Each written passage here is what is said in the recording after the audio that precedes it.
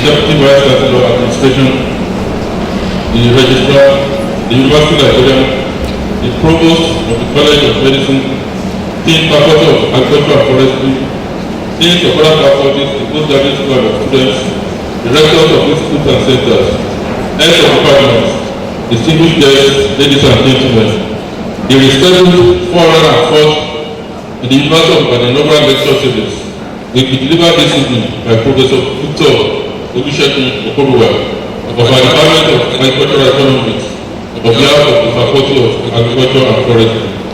Born in Ibadan on 25th November 1960 to late Engineer Joseph V.O Okoruwa and Mrs. Deborah Taye Anu, both natives of Esan and Nora respectively in Edo State.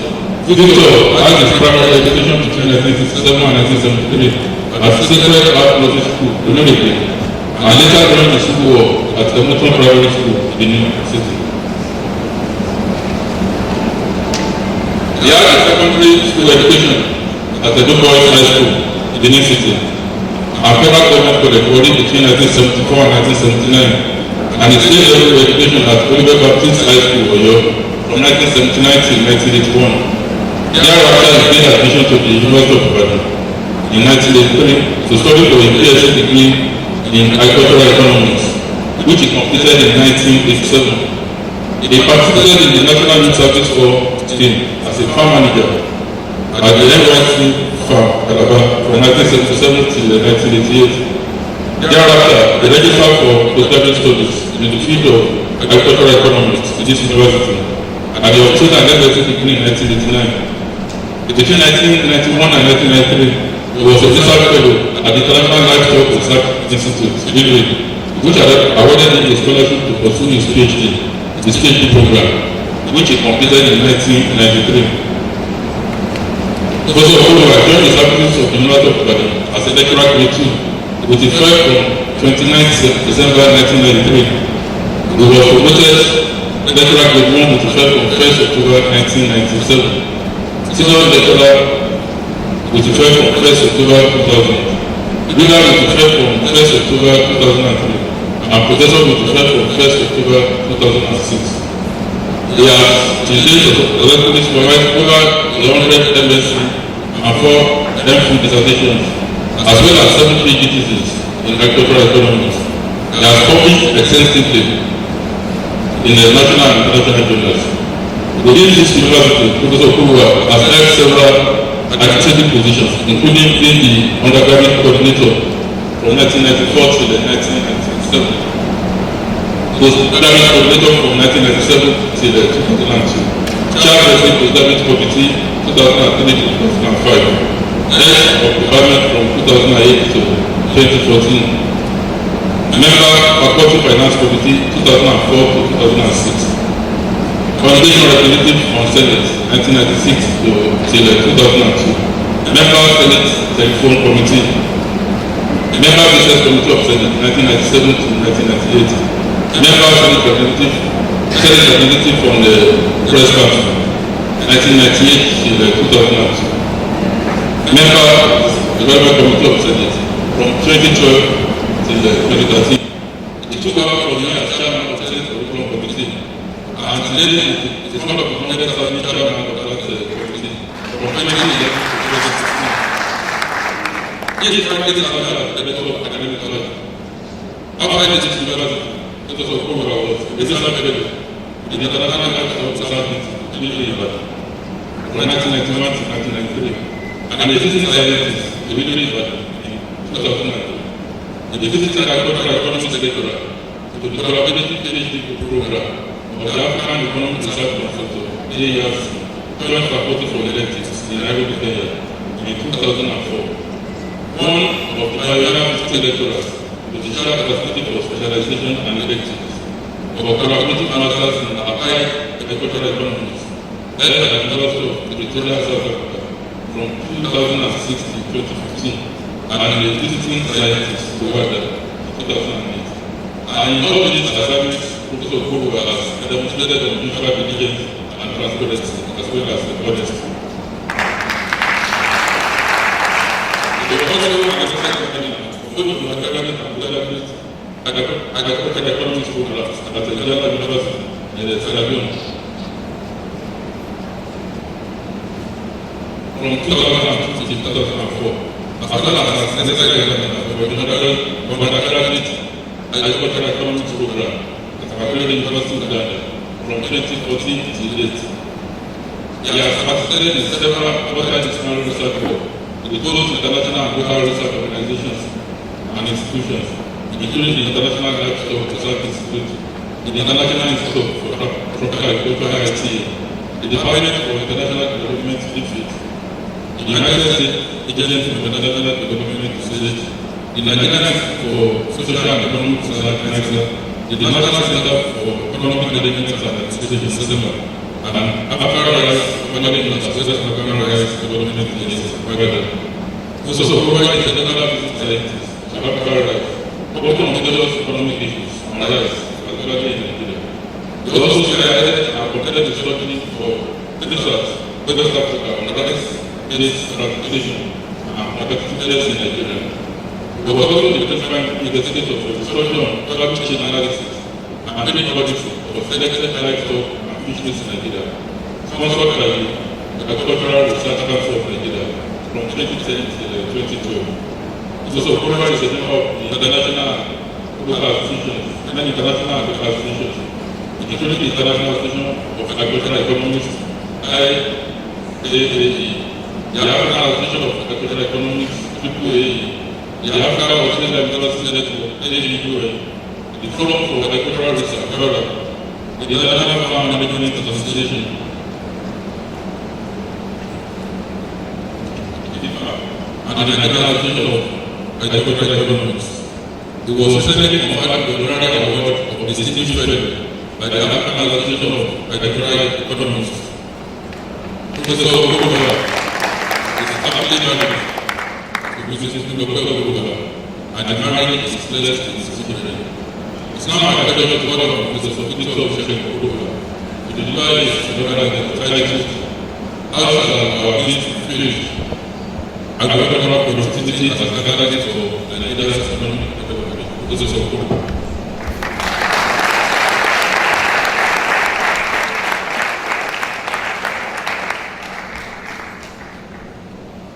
The Vice Chancellor, Deputy Vice Chancellor Administration, Deputy Vice Chancellor Academic, Deputy Vice Chancellor Research, Innovation and Strategic Partnership, Registrar, Librarian, Provost of the College of Medicine, Dean of the Faculty of Agriculture and Forestry, Dean of the Postgraduate School, Deans of other faculties and of students, Director of Institute, distinguished ladies and gentlemen. All honor, adoration, and reverence I render unto the Lord God Almighty for this unique opportunity to stand before this great audience to deliver this highly prestigious lecture.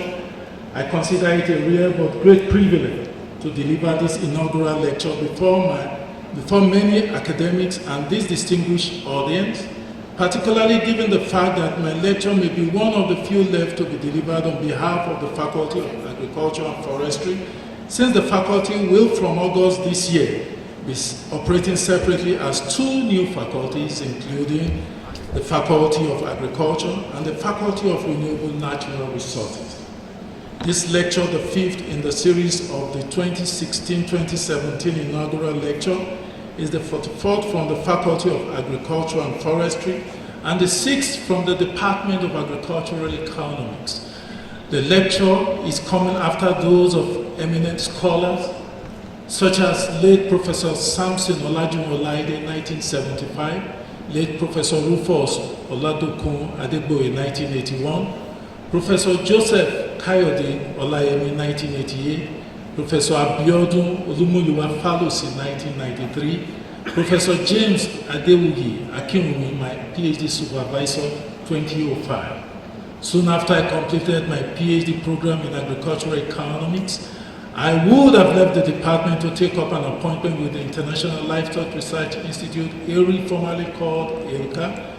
Providentially, however, Professor Falusi, who was then the head of department, had approached my supervisor, Professor Akinwumi, who intimated the latter about his intention to discuss with me if I would be willing to pick up an appointment as a lecturer in the department.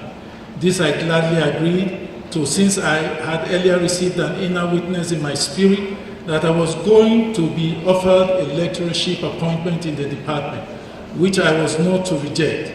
Here I am today, giving this lecture after almost 24 years as a lecturer and over 10 years after becoming a professor in this great premier university of our country, Nigeria. I shall therefore be more fulfilled today as an agricultural economist after this lecture, and will forever be grateful to God who has made it possible by picking me from the miry clay and setting my feet upon the solid rock, Jesus Christ, to stay for his name's sake. To him be glory forevermore. The philosophy of agricultural productivity. Wise King Solomon, Proverbs 3:10, having advised his son to honor the Lord with his substance and the first fruit of his increase, so that thy barn may be filled with plenty and thy vat overflow with new wine, was simply establishing a principle that has characterized generation of his progenitors who have lived and prospered in an agrarian economy. King Solomon understood that issues of agricultural productivity is key to a man's ability to stand before his enemies at the gate in Israel of that period. In an agricultural society, a barn is where valuable crops are stored, and the vat is where grapes are converted to wine. This scenario typifies a prosperous farmer or nation that is productive. Thus, the microeconomy of a household, the mesoeconomy of the community, and the macroeconomy of the whole nation are attributable to agricultural productivity.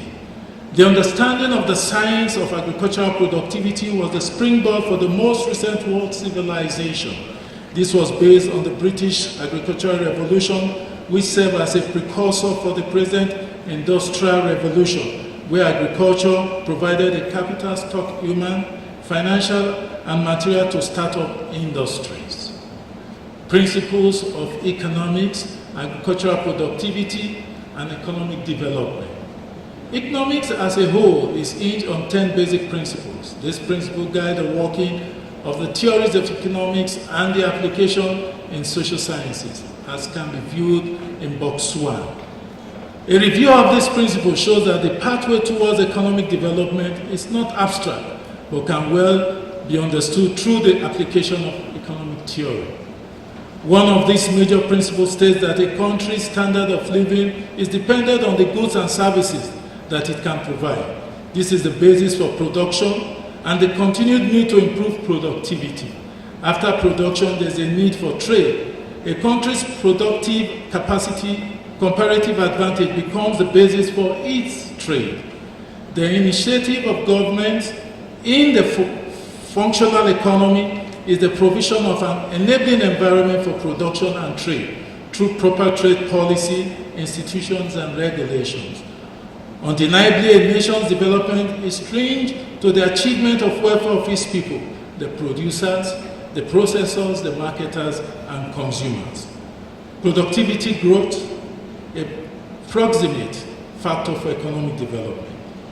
Productivity is an economic measure of output per unit of input, which may be examined collectively across the whole economy or viewed sector by sector to examine the trend in resource utilization and technological improvement.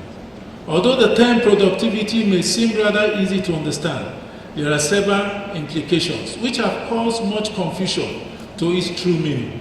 Productivity is frequently discussed by all but rarely defined, often misunderstood and confused with similar terms such as profitability, performance, efficiency, and effectiveness, and seldom measured in an appropriate way.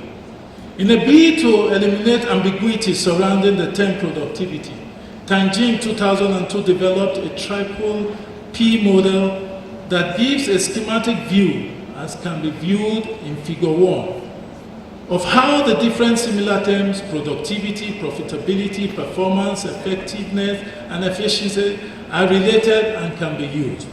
Time will not permit to provide detailed explanation of this figure, But suffice to say that productivity is the core upon which all the similar terms are built.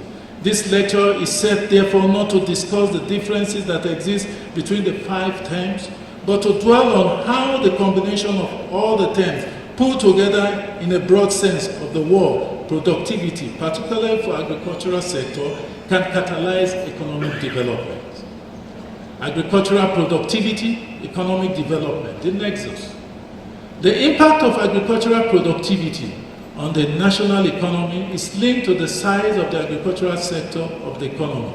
Thus, in a country like Nigeria, where agricultural output, input supply, processing, marketing, and transportation of agricultural produce make up a large part of the economy, then increases in agricultural productivity may be substantial enough to lead to economic development. On the other hand, where the agricultural sector is small with respect to the economy, the effect of agricultural productivity is mainly a result of multiplier effect through effective linkages with sectors of the economy. Trends in agricultural productivity in Nigeria. Up till 1970, early 1970, agricultural exports were the main source of foreign exchange earnings. The benefit of the agricultural sector to Nigerian economy included the provision of food, significant contribution to gross domestic product, GDP, provision of employment, provision of raw materials for agro-allied industry, and the generation of foreign exchange earnings. Small-scale agricultural production provided the export that stimulated economic growth in Nigeria in the 1960s. Sectorial analysis of the Nigeria gross domestic product from 1961 to 2004 showed that the percentage of agricultural GDP to the national income was in the range of 48% to 63% between 1960 and 1970. Although there was a decline in this contribution due to the oil boom, the percentage of agricultural GDP to full GDP is still substantial, ranging from 20% to 45%. That's FAUSA 2016. As you can see from figure 2, which shows some contribution of the GDP. Structural changes to the economy from the different sectors show that agriculture has the potential to bring about structural changes more than the other sectors, as obtained in figure 3. The effect of agricultural productivity on income and welfare of the populace is best described by its total factor productivity, TFP. The TFP of the Nigerian agricultural sector shows relatively low growth in the pre-SAP period, that is from 1971 to 1980, as shown in figure 5, while significant increase from 1987 and peak values in 2002 and 2003 periods. However, agricultural sector TFP has been declining since then. Although Nigeria is one of the largest producers of many agricultural produce in Africa and the world, there has been fluctuation in production over the years. Different policies and interventions have been put in place since then to revive the agricultural sector. While some have led to increased productivity, some have had no effect and the fluctuation has continued, as we can see in figures 6, 7, and 8. All of these yield fluctuation and decline in food crops and cash crops have led to increasing food deficit, which could not cater for the growing population of the country. As a result of this, food importation became the order of the day, increasing from the 1980s to the present period, as obtained in figure 9. Agricultural productivity in Nigeria has therefore left much to be desired. The low productivity has affected the structural growth of the country. This is opposed to the other developed countries that have used agriculture as the means of shifting resources to other sectors of the economy, thereby catalyzing growth and development. Where did we miss it? The austere decline in agricultural exports was precipitated by oil discovery in the 1970s. Although the advent of oil boom in Nigeria is not in itself a bad thing, but the economics surrounding a mono-economy dependent on natural resources reveal its negative effect on the other sector of the economy, chiefly agriculture. This effect is called the Dutch disease. Thus, we can say that the worsening fortune of agricultural sector as a result of the discovery of oil was not necessarily the reduction in capital allocation to the sector, but as a result of Dutch disease, as well as all other phenomena such as rent-seeking and the natural resource costs that tend to rapid fortune from the exploration of large cache of natural resources. This was aggravated by the decline in government support for the agricultural sector as evidenced in the reduced oversight as well as development of inconsistent policy and programs, all with adverse effect on the agricultural sector. The increased fortune and money supply from the oil boom led to the distortion of the labor market, such that labor moved massively from the rural agricultural sector to the fast money-making oil sector and its subsidiary. With decline in food production, Nigeria began to import fresh and processed food in order to feed the increasing population. The nation's import had become so large that we have lost our status as net exporters of cash crops such as cocoa, palm oil, and groundnut, as can be viewed from figure 11. Although the capital stock allocation to agricultural sector appears to be the increase as obtained in figure 12, it is still low, hovering at 0.9 to 2.7% in recent times, which is a far cry from the 10% budgetary allocation and 6% annual growth in agricultural GDP of the 2003 AU Mobutu Declaration. Another major factor is the inefficiency of the agricultural input supply distribution. As of today, most farm input supply organizations are running. For example, the Nigerian agricultural seed sector has been in existence for over 3 decades and saddled with the responsibility of seed research, commercialization, seed production, yet the sector has not been able to meet the seed needs of farmers. The sector only accounts for 2 to 5% of the total seed requirement of farmers, and this indicates a shortfall in the supply of certified seeds in the country. Low fertilizer utilization has also been identified as one of the major factors explaining the declining state of agricultural productivity in Nigeria, as can be viewed in figure 13. Fertilizer programs in Nigeria are still largely inefficient in terms of distribution, as large proportion of targeted farmers do not have access to subsidized fertilizer. Mr. Vice Chancellor, sir, land tenure system in Nigeria favors land fragmentation, and this also has a stall on agricultural development.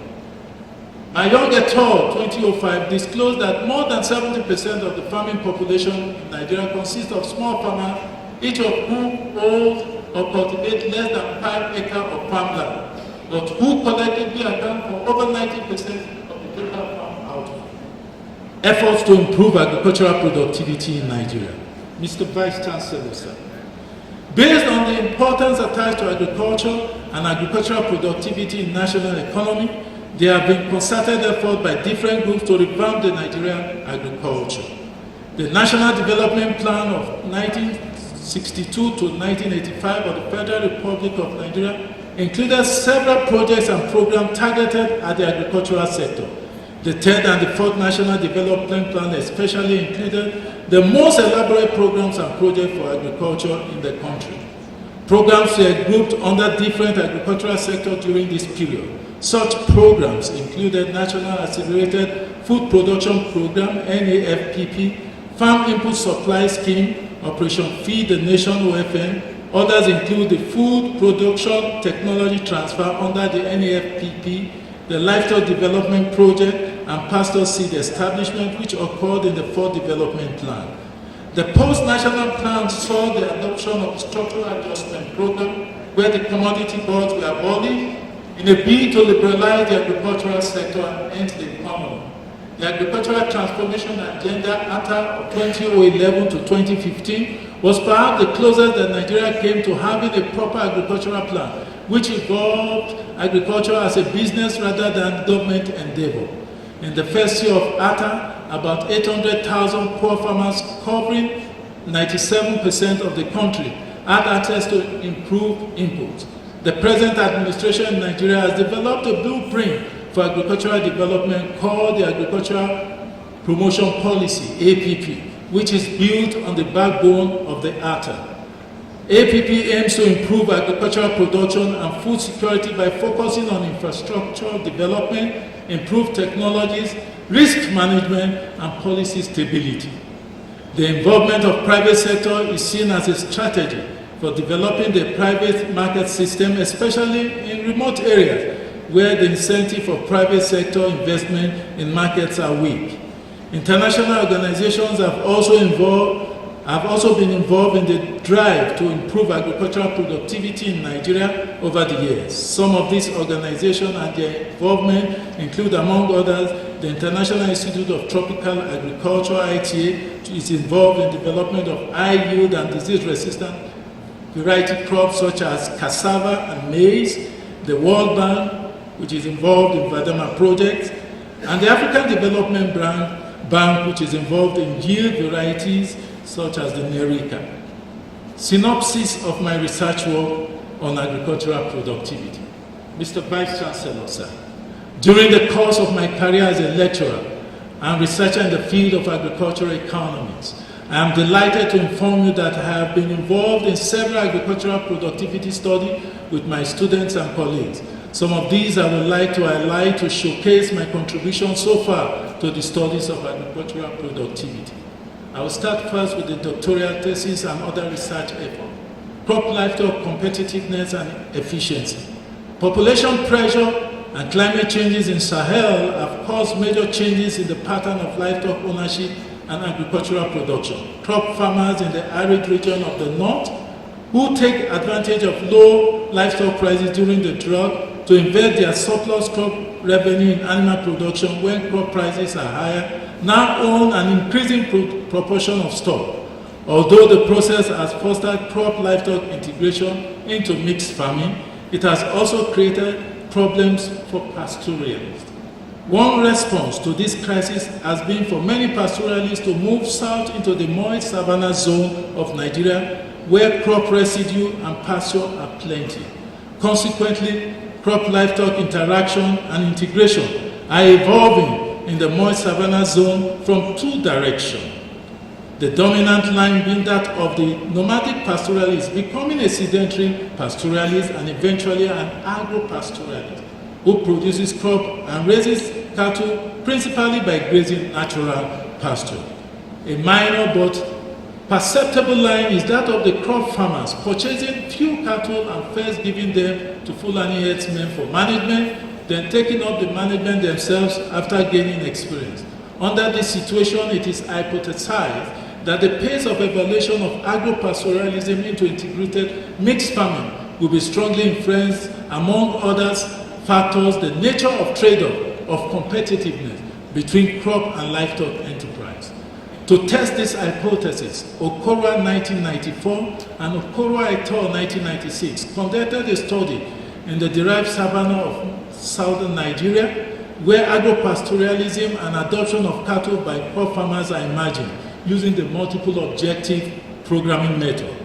Findings show that livestock farmers under any system of cattle management, caretaking, owning plus caretaking, or owning, cannot engage in crop production without first losing some income from livestock, as displayed on Table 1 and Figure 16. On the other hand, the crop farmer may add a small income initially by engaging in livestock rearing. The relationship becomes more competitive as a higher proportion of resources are devoted to livestock. In a similar study, my PhD student, Mrs. Cecilia Onwegu, 2016, examined the productivity of cattle production under different technologies using the stochastic meta-frontier model proposed by Battersea et al. 2004. Results obtained show that the meta-technology gap ratio, MTR, was 0.86 from the pooled sample, implying that average beef cattle farmers in Nigeria produce 86% of maximum potential output achievable from the available technology. You can see Table 2 for this result. In all, we observe that cattle production system in Nigeria operates tangent to the meta-frontier with MTR lower than 1. Inaugural et al. 2016 further extended the PhD research to assess the competitiveness and comparative advantage of the beef cattle production systems in Nigeria using the policy analysis metrics. Findings from the study show that private financial profit was positive for the three major cattle production systems in Nigeria, including the small, the medium, and the large scale, or we call them the pastoralists, the agro-pastoralists, and the husbandry farmers, thus indicating that the system were competitive at the market price with opportunity for expansion in the future. In addition, Nigeria was found to have comparative advantage in the production of beef cattle due to positive social price and domestic resource cost, which was less than 1. Abdul Kadri 2016, my PhD student, explored the productivity and competitiveness of oil production system in Nigeria using the total factor productivity, TFP indices. Findings from the study show, as shown on table 4, that the TFP of the three identified small oil palm production systems in Nigeria, including large, medium, and small-scale production systems, were 1.04, 0.99, and 0.86 respectively, thus indicating that the large and the medium-scale production system has the most productive system of oil palm production in the country. Going beyond TFP, Abdul Qadir et al. 2016 conducted a more detailed analysis on the competitiveness of the various oil palm production systems in Nigeria using palm. The study revealed that the three oil palm production systems had positive social profit, implying that the systems have comparative advantage in the production of oil palm for export. Large-scale system was found to have the highest comparative advantage. This claim was further validated by domestic resource cost, which was found to be less than 1 for the three production systems, as obtained in Table 6. Efficiency and competitiveness of rice production in Nigeria. Mr. Vice Chancellor, sir. My research has since extended beyond crop livestock to other key agricultural commodities. Particularly worthy of note is my research work in the rice subsector, which brought me to limelight and gave me much exposure and recognition both at the national and international levels. Rice is a very important crop to the Nigerian economy and has been adjudged to be the fast-growing food staple in West Africa's sub-region. Given the enormous amount of rice being consumed by a large number of low-income households and Nigeria's rice import deficit, any effort aimed at enhancing domestic productivity will improve national food security and free resource for development. To this end, part of my research work, in conjunction with my doctoral student, focused on efficiency of rice production, while others targeted impact evaluation of improved rice technology, some of which I will now present as follows. Rice efficiency and productivity. In a study conducted by Ogundele, my first PhD student, and Okoruwa 2006, technical efficiency differential between farmers planting two varieties of rice, traditional and improved in Nigeria, were examined using the stochastic frontier. Findings from the study, as presented on Table 7, shows that, on the average, the mean technical efficiency for both traditional and improved was 90 and 91% respectively, indicating very little can be done to increase production efficiency among the two farmer groups, while at the same time, farmers may not be able to differentiate improved seed varieties from the traditional one. This may imply that the adoption of improved seed in isolation without improved agronomic practice like fertilizer and herbicide may not be sufficient to raise yield as expected. In a related study, Okoruwa et al. 2006 examined the productivity efficiency of rice farmers in north-central Nigeria. Two rice production systems, the lowland and upland, mostly practiced by the rice farmers were assessed using the stochastic frontier approach. Findings from the study revealed that the mean economic efficiency, technical efficiency, and operative efficiency indices as portrayed on Table 8 for the upland rice farmers were 51.9, 83.1, and 66.6 respectively, while the corresponding indices for the lowland rice farmers were 55.4, 77.6, and 79.0. We found that the null hypothesis that the mean efficiency for both systems were equal to be accepted for economic efficiency and rejected for technical efficiency and allocative efficiency, respectively at 5%. We therefore conclude that technical efficiency is significantly higher in upland rice production compared to the lowland rice production system, while on the other hand, allocative efficiency is significantly higher in the lowland rice production compared to the upland rice production system. Credit has been identified as one of the major inputs needed to raise agricultural productivity. In the light of this, V.O Okoruwa 2014 conducted a research to examine the effort of credit constraint on the profit of rice-based farmers in Nigeria. The study employed a non-parametric linear programming model to maximize the profit function within a credit constraint function following the piecewise linear technology analogous profit-based measure of efficiency framework of Chambers et al. 1999, as presented in Figure 21. Summary results on tables 10A and B show that the unconstrained group of farmers were not only more profit efficient, but also equally cost, allocative, and technically more efficient than the constrained group of farmers. A recent study by V.O Okoruwa 2017 in Prof also examined cost efficiency among rice millers in southwest Nigeria using a normalized quadratic cost function approach. Findings from the study as portrayed in Table 11 reveal that cost efficiency estimates of yield to be 19%, 21%, and 25% for small, medium, and large mills, respectively. This implies that rice millers in southwest Nigeria are not very cost efficient based on the low rate of efficiency scores scored among the different scales of operation. However, the large-scale rice mill operators were found to be the most efficient in terms of the cost, suggesting that this group of millers probably enjoy the benefit of economies of scale, thus reducing their unit cost of production. Impact evaluation and rice productivity. While trying to assess how effective some government and multinational funded initiatives and projects have brought about improved productivity in the rice sector, the impact evaluation method was applied in some of my research work. One of such studies was by Inaugural 2012, who assessed the impact of improved rice and RICA technology adoption on productivity and welfare of rice farmers in Nigeria.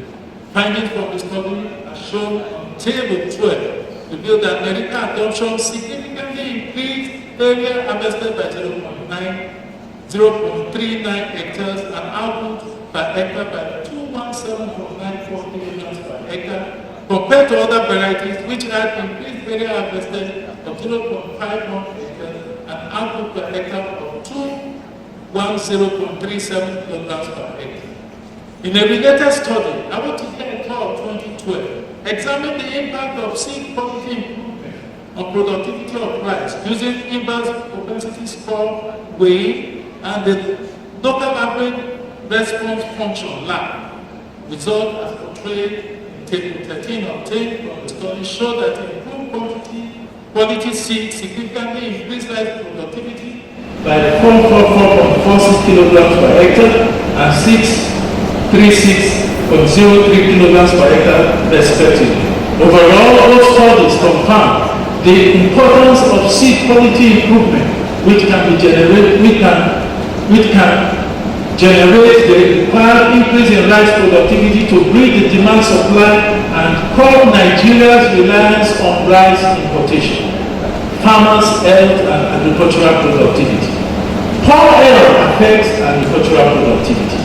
Health score can result in the loss of work days spent on farm with attendant consequences on labor efficiency, which in turn decreases productivity.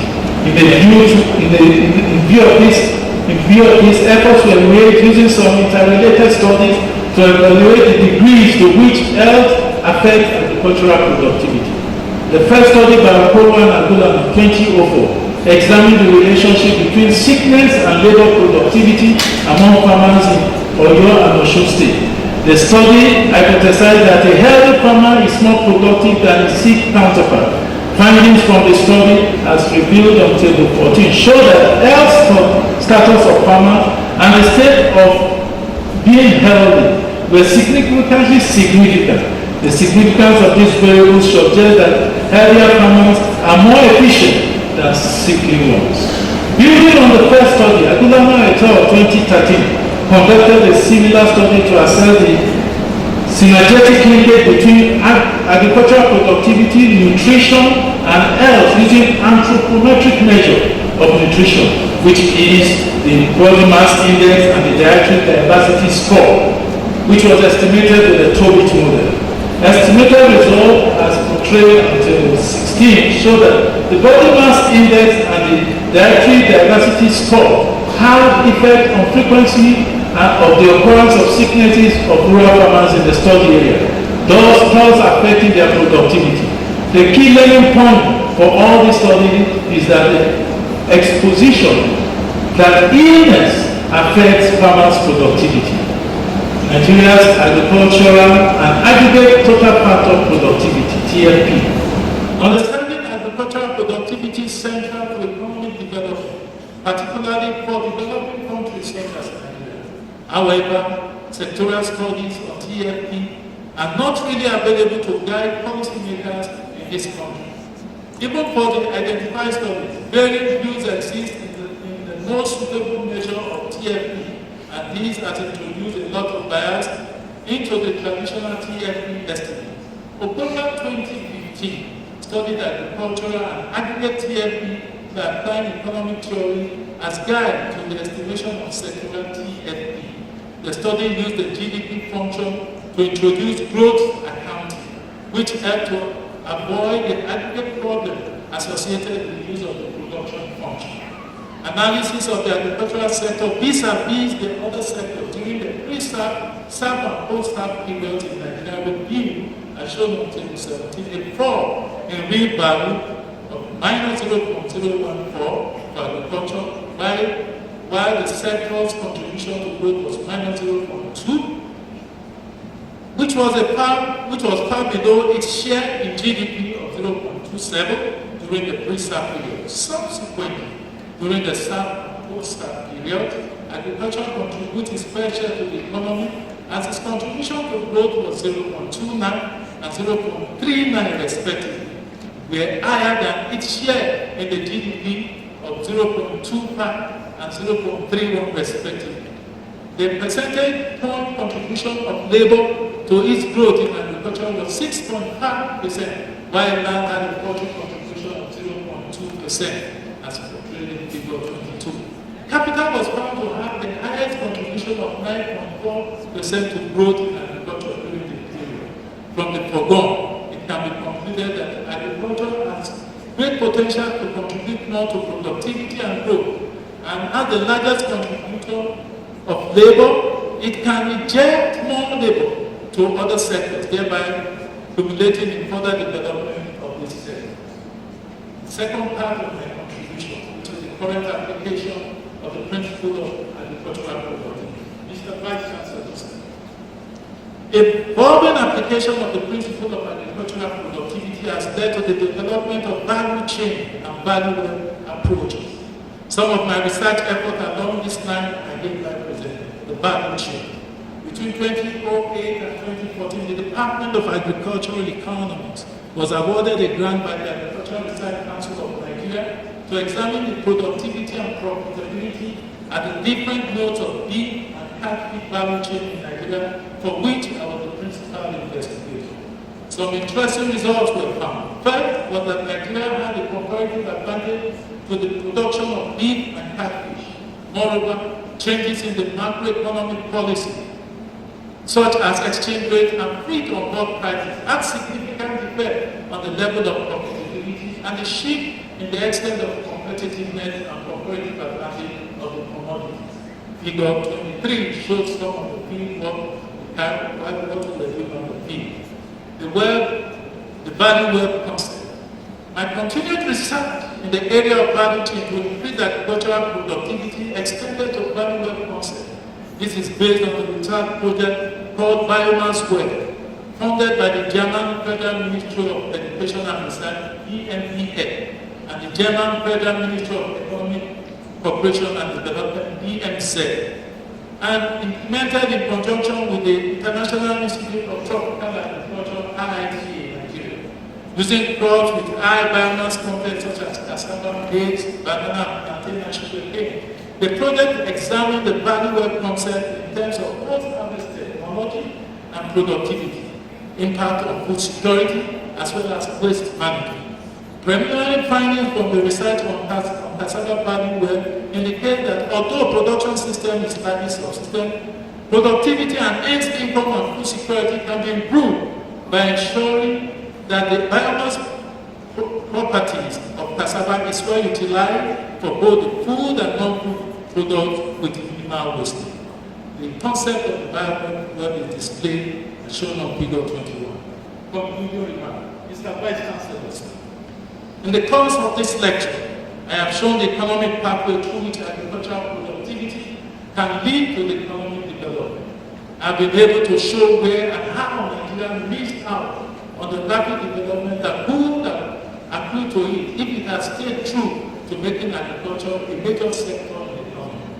Mr. Vice Chancellor, sir, my contribution to the improvement of the Nigerian economy through agricultural productivity was explored through the findings from various research, starting with measures of technical efficiency, and then I went through to the impact assessment and down through the value chain and value web, and leading to the conclusion on how the actual product name will bring about economic development through ensuring food employment, reduction of post-harvest losses, backward and forward economic linkages, as well as improved export potential of agricultural products. In concluding this lecture, Mr. Vice Chancellor, I would like to make some few recommendations with regards to the missing link in the role of agricultural productivity in developing the Nigerian economy. First, it is simply common sense that to increase productivity, farmers have to be incentivized in keeping pace with the agricultural system in developing countries, and to sustain productivity, a balanced provision of input and output subsidies is advocated. One of such methods is to provide guaranteed minimum price, which subsidizes output rather than input. Closely related to productivity growth and economic development is the magnitude of post-harvest losses in the Nigerian agricultural system. There is a great need to revamp the storage institutes and facilities to ensure that there is all year-round supply of agricultural produce, thereby making food available. In this regard, the private sector can be brought in to manage the key storage facility presently controlled by the federal government. Records show that more than 56 varieties of rice have been released from Nigeria for production in Nigeria. However, the production of these varieties has not translated to increased rice productivity. There is therefore a need to focus on these varieties or those varieties that would allow proper intervention plans to improve the competitiveness of Nigerian rice relative to other high-producing nations in the world such as Thailand and China. Lastly, narrowing it down to universities and the various research institutes, there is a need to enrich our syllabus beyond the rudimentary knowledge and practice, thereby typified by the use of hoes and cutlasses by our family, typical of our students' practical year training program, which will inject into it, for instance, improved farming systems, which call for increased synergy between the faculties of technology and agriculture. It is expected that we design tractors that can be used in the valley bottom as more effective and efficient alternatives to the use of hoes and cutlasses. Irrigation schemes that will put an end to students having to carry cans of water from the stream to where their farm should also be developed. Mr. Vice Chancellor, sir, it is with great pleasure and delight that I acknowledge all those who have made immense and valuable contribution to my life and advancement today. I acknowledge first with gratitude, praise, and thanksgiving God Almighty, my Creator, Jesus Christ, my Lord and Savior, and the Holy Spirit for granting me life, strength, and wisdom to be who I am today. I thank my parents, late Engineer Joseph V.O Okoruwa, and and Mrs. Deborah Kariamu, who together taught me to be diligent, dutiful, honest in everything I do. I would particularly like to single out my loving mother and immensely thank her, though she is not here today, for all she did to ensure that my siblings and I got the best form of education training to become to have a reputable life. She was among the women employed as laborers to carry blocks and cement to the building of Melambi and Nnamdi Azikiwe of residents of the University of Ibadan, and from the Nnamdi Azikiwe of myself. I recall a regular advice to me as a student in the university that I should be focused, studious, and never struggle or fight with anyone for land, money, or women. These words of advice have helped shape my life and made me what I am today. I pray God to grant her a long and healthy life to see all that desire and prayer to God concerning our children come to pass. In Jesus' name. Amen. My special and sincere gratitude go to all my teachers and mentors, starting from my PhD supervisor, who unfortunately is not here today, an academic father, Professor James Adeoye Akinwumi, and Dr. Mohammed Jabbar for their training, guidance, encouragement, and support in helping me navigate my pathway through the big academic path. Others include QBO and Toby, Professor Adegoye, Francis Tinachaka, Samanya Nwoko, all of blessed women. Also remember Professor Ogunfowora, Professor Olaemi, who is seated here, my very good teacher. I'm not sure she's around. Professor Palusi, my mentor, is sitting here. Professor Adege, I'm sure Professor Ibi is around. He told me he was going to be around. And then Professor Akio Soye is here to talk economics. Professor Sakito in Ghana. Professor Peter Okoneye was here the last time. Professor Onyewaku, Dr. Atola Tele, blessed memory. Dr. Akintala, my undergraduate supervisor. Dr. Mrs. Lily Omenua, my MSc supervisor. And Professor Aki Solomon for the training, guidance, encouragement, and support they offered me. I am particularly indebted to Professor Abiodun Falusi for recruiting me to in as a lecturer in the Department of Agriculture and Economics for being my role model. Its regular admonition to me is that a top person cannot afford to be stupid.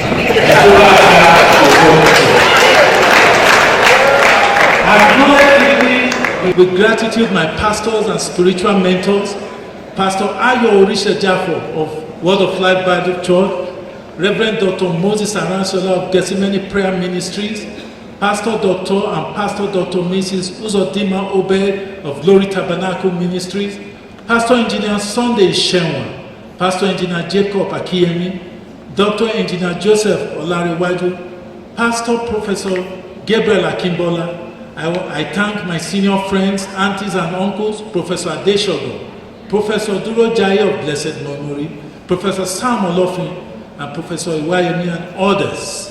I warmly appreciate my close associate and friend, Professor Okumadeva, my Egbon, supporter and role model, Professor Isaac Okoruwa, former Vice Chancellor of the University of Ibadan, and presently the Minister of Health of the Federal Republic of Nigeria, Professor Ebe Udu of Lainka, the current Vice Chancellor,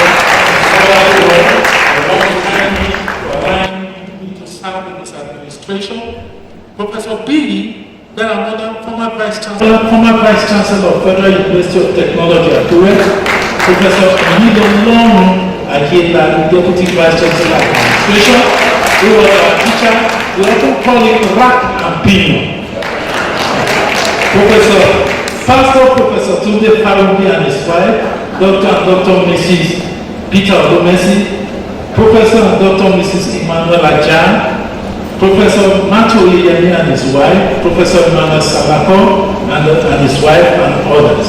The love and prayers and members of my Discipleship Household Fellowship, members of the Overcomers March Fellowship Team, members of the Ibadan Varsity Christian Union Alumni Fellowship, members of Glory Voices, because I still sing, my elders and pastors in Glory Tabernacle Ministry. I thank the Dean of the Faculty of Agriculture and Forestry, Professor Bamidele Omitoyin, for offering me the opportunity to give this inaugural lecture on behalf of the faculty. I warmly appreciate all my colleagues and non-teaching staff in the faculty as well as the staff of the academic climate unit. I wish to acknowledge with gratitude colleagues and lecturers in the Department of Agricultural Economics, starting with the head of the department, Professor N.O.Y. Raji, Professor Awoyemi, often called Baba, Professor S.A. Yusuf, my Aburo, wonderful Aburo and caring Aburo, Professor B.T. Omonana and Dr. Oni, who are very supportive Aburos, Dr. Mrs. Adetola Adeoti, Dr. Mrs. Kemisola Adenegon, and others, including the non-teaching staff of the department, for their support at all times. I fondly remember all my friends and colleagues in the Department of Extension and Rural Development with a deep sense of gratitude. I sincerely appreciate and thank all my students, past and present, who have contributed in making me the academic that I am today. Some of them include Dr. Femi Ogundele, Jelili Saka, Elijah Obayelu, Paul Donsop Ngaze, Mrs. Oganerume Obi-Egbedi, Miss Cecilia Nwekwe, Mohammed Ikewa, Mrs. Shola Olu, Roka Motola, Adetola, Karim Sani, and others who are all part of my success story. I very much appreciate members of my research team, leading with Temitayo Adeyemo, Aderoke Motola, Aderoke Adejumo, Ashi Akinolagoju, Shegun Obasoro, Tolulope Jemure, and Osfaru Wellington. Thank you for your painstaking effort with my research and supporting me to put together this inaugural. Before I move to my next of kin and close family, I want to thank the 1987 set. Are they here? Coming and supporting me. We are still coming to do something to the Faculty of Agriculture as a people. I sincerely appreciate Mrs. Yomi Osho the Global Ndidiu, Zedomi Ngozi Tata Ekechi, Loretta Balogun, Elizabeth Tubeto, Inaugural, Messrs. Castalyst, John, Augustine, Christopher, Ivan, and V.O Okoruwa for the love we all share and that we still continue together. Another time, but I still have two of them here. That is George and Augustine Okoruwa. I appreciate my wonderful in-laws, including late Pap Barrister Agbetuyi, Mama Agbetuyi, my wife's parent, Mrs. Kayode Abiodun Yinka Tokumbo Agbetuyi, my wife's sibling. She's the only girl and the last. I'm so powerful to have taken her. And my sister's husband, Dr. To Ekechi, Mr. Izedomi, and retired Pastor Lieutenant Colonel Balogun for their unflinching love and support at all times. Again, let me pause again and appreciate ASU. I want to thank ASU. Yes, we had to hold up this lecture April 6th because of our strike. But permit me to say that yes, there are times we must bury the hatchet, especially when it comes to our own. And more so when it is time that does not conflict with lectures and working hours. In that way, we pull together forces and none can break us. I want to believe that this that happened to me will be the last for any other person and that we will move forward. I appeal for that. I acknowledge with resounding joy my loving and special wonderful children. They are all here. Starting with myself, Osaome, that's Melody, Osahime, Joshua, Oselume, Tuwalashe, and Ruby and energetic to see him standing up, sitting down, Oselume, the bottle of my heart, is sitting. There's a common adage the Yorubas of me. They call us from Edo State, of course, Ajokuta Mamu. But I'm pleased to inform you today, in Ajokuta, who can find a righteous woman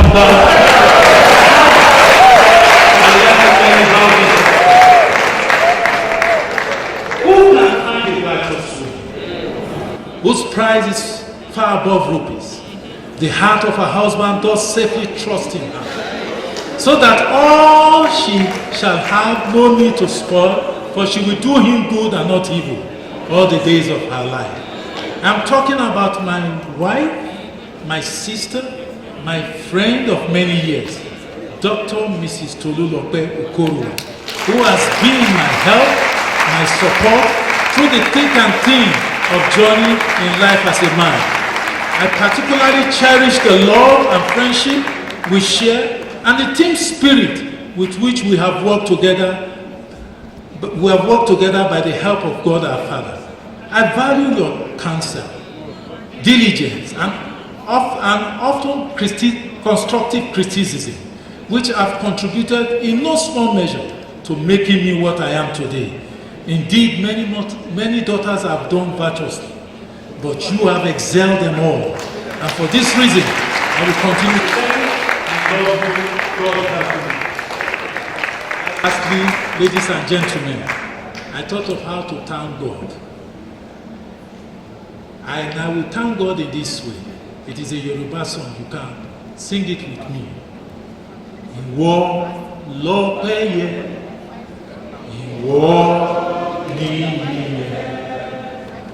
ìwọ lọ́pẹ́ yẹ, Jésù ọba.